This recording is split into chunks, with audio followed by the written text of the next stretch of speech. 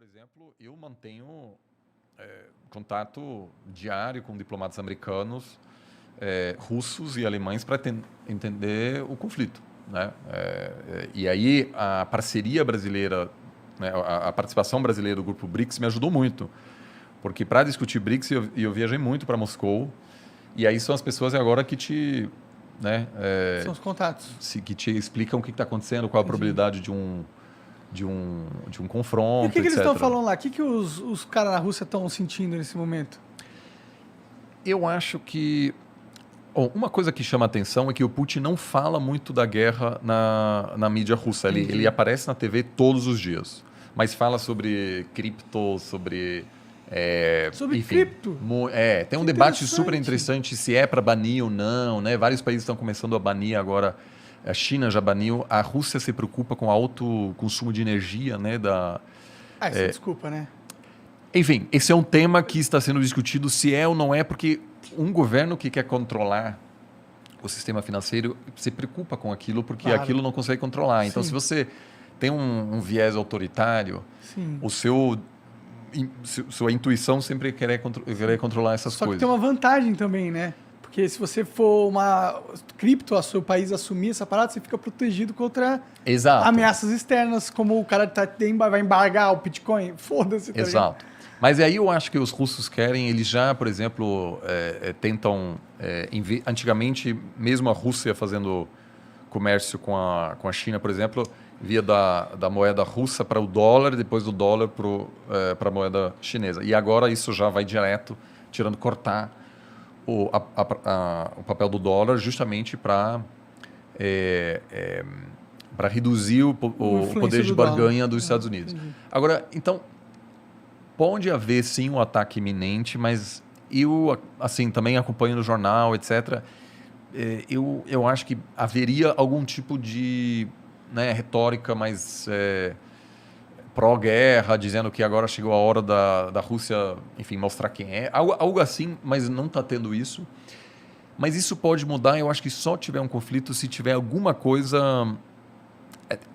Pode ser algum ataque dentro da Ucrânia contra a população russa, por exemplo, ou contra os rebeldes pró-russo que já ocupam, pró-Rússia que já ocupam a parte da Ucrânia. Eu ainda acho que o cenário mais provável é uma pequena invasão, que na verdade é uma violação da soberania, mas não uma ocupação inteira, porque daí você teria o mesmo problema que os Estados Unidos tinham no Afeganistão e no Iraque, que você começa a ter rebeldes, guerrilha, e isso aí vira um pesadelo. O presidente que está lá agora, ele é pró-Rússia? Não, o presidente, o Zelensky, é uma pessoa, enfim, que é um comediante, e o papel dele, que ele mais fez sucesso, foi de presidente da Ucrânia. Peraí, ele é comediante? Ele era, essa é a profissão dele. Que pira, ele cara. tinha um programa... Ele é o Bolsonaro Não, nos programas ele enfim, era o presidente, só que no programa dele. A eleição dele é um sinal de um cansaço terrível da população ucraniana com o sistema político. Muita corrupção. Então, quando eles elegeram esse cara, também foi uma forma do eleitor dizer à elite política, a gente cansou de vocês. Então, ele tem uma posição mais pró-Ocidente, é mais popular do lado da Ucrânia, que fica perto da Europa. E aí a Ucrânia vem tendo presidentes que às vezes são mais pró-Rússia, mais pró-Ocidente. O atual tem uma taxa de aprovação baixíssima. Então tem duas teorias. Ou uma invasão levaria ao colapso porque a população diz: eu não vou morrer defendendo esse governo, que é um palhaço, é um profissional de fato. Que loucura. Volte a fazer o que você estava fazendo. Uma pessoa que não sabe governar, etc. É muito raro você ter uma pessoa que vem totalmente de fora e faz um bom governo. Porque é muito difícil governar e o cara não tinha nenhuma experiência. Ainda mais se a sua experiência era atuar como presidente. Atuar mesmo no teatro. E a outra... exato. Mas a outra alternativa é a invasão desperta, de repente, um apoio ao governo. E não dá para saber, né? Não dá para saber. Isso que aconteceu, aliás, no governo Bush, no 11 de setembro.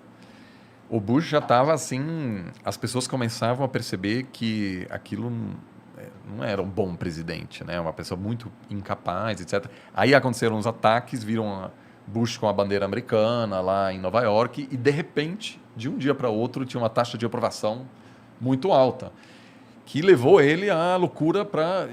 Né? Enfim, que ele guerra levou no final a guerra no Iraque, que um líder menos popular jamais poderia ter feito. Então, ninguém sabe como a Ucrânia vai reagir. Isso é o grande problema e isso também é o problema do Putin. Porque ele claramente não quer se envolver aí no negócio que, aliás, a Rússia já viveu nos anos 80 quando invadiu o Afeganistão. Ficou 10 anos lá e foi um terror. E o que aconteceu naquela época? Os americanos começaram a financiar os Mujahideen, que depois explicam a ascensão do Talibã. Os americanos apoiaram radicais que depois, né, vamos dizer, se transformaram no grupo que acabou atacando os Estados Unidos no 11 de setembro. Então, o que os americanos fariam no caso de uma invasão russa na Ucrânia? Iam mandar muitas armas para a resistência. Então, aquilo aí é um negócio que eu acho que para a Rússia, eu acho que não compensaria, porque o custo econômico é enorme num país que, assim, tem reserva, mas uma ocupação é muito, muito cara. Penoso, né? Eu acho que eles não vão querer, né? Porque se eles ocuparem a OTAN... Porque a OTAN não estava querendo colocar uns exércitos lá na fronteira? Não estava rolando uns negócios assim? Eu acho que, assim, os Estados Unidos cometeram um erro gravíssimo, porque em 2008 o Bush falou que algum dia a Ucrânia vai fazer parte da OTAN. Que do ponto de vista americano é totalmente desnecessário. Para que agregar a Ucrânia à OTAN? A lógica da OTAN foi de se defender da Rússia, então um ataque aos alemães, etc. Então, basicamente, querendo impedir que a Rússia pudesse ocupar indústrias, por exemplo, na Alemanha, na França, né? Agora, o ganho estratégico dos Estados Unidos integrar a Ucrânia na OTAN é praticamente zero. É só encher o saco da Rússia. Pior, porque se a Ucrânia sofrer um ataque, os Estados Unidos é obrigado a entrar no conflito. E a população americana não quer isso. O Trump foi bastante honesto. Ele falou, olha, alguns países da OTAN, eu não sei se os Estados Unidos querem defender. Porque a OTAN surgiu numa lógica da Guerra Fria que hoje, a princípio, não existia mais. Então, foi uma grande provocação também, ao meu ver, uma cegueira, talvez, porque a Ucrânia até pode, vamos dizer, dá para defender a democracia na Ucrânia, etc. Agora, e os Estados Unidos, na verdade, não tinham um plano concreto, ele só falou. E aquilo gerou uma angústia muito grande na Rússia. Então, por isso eu acho que os Estados Unidos não está disposto a mandar tropas para os ucranianos. Não é um país tão relevante. Os russos encontram... Kiev vamos dizer, é o início da civilização russa, então para eles é muito mais importante. E outra, se tiver um soldado americano matando um soldado russo, por que as bombas atômicas não começam a voar, tá ligado?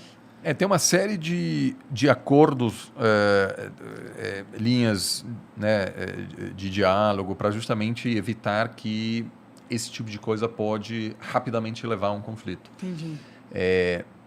Mas é sempre o pior dos cenários e meramente a chance de um confronto entre as duas grandes potências elevou o preço de petróleo. Uhum. Então o mercado está começando a ficar muito assustado. Entendi. Você já tem uma crise energética na Europa, por uma série de fatores, e o preço de gás está aumentando muito. Então, um país, por exemplo, que vai sofrer muito é a Alemanha, que depende do gás russo. Uhum. Uma vez que se tem um conflito acontecendo, você ainda pode confiar que a Rússia vai te passar gás. É verdade. Apesar de você fazer parte de uma aliança militar que está em conflito com você. Verdade, né? Pode ser, mas pode ser que não. Pode cair uma bomba num gasoduto e aí... Já era. A Alemanha 40% do gás natural que a Alemanha importa vem da Rússia. Caralho! Por isso os alemães estão muito assustados e não querem uma escalação. Então, esse risco existe, é real. Tem muitas manobras acontecendo do exército americano perto do exército russo no Mar Negro. Isso é muito assustador, porque às vezes é um erro humano que pode levar a, enfim, um confronto que pode levar a um conflito. Foi assim que a Primeira Guerra Mundial começou. Foi uma guerra sem querer. Ninguém queria iniciar a Primeira Guerra Mundial. Então, nesse caso, portanto, os diplomatas se desempenham tanto agora em querer baixar as tensões, basicamente. Entendi.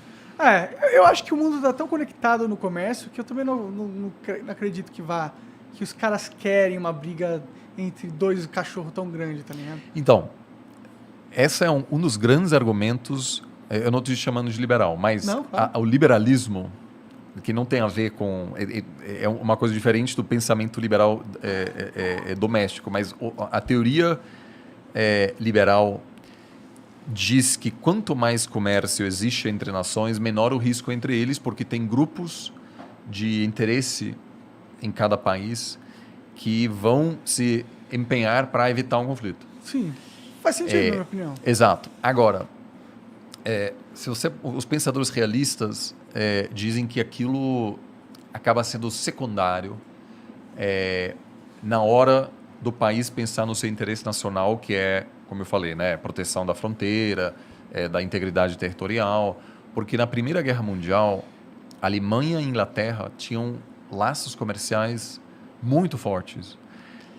Só que daí entrou o nacionalismo e, apesar de grandes perdas, as elites da Alemanha, que sabiam que iam ter que abrir mão do acesso ao mercado britânico e dos produtos ingleses, que eram importantes para a economia alemã, toparam, apoiaram o confronto, a guerra.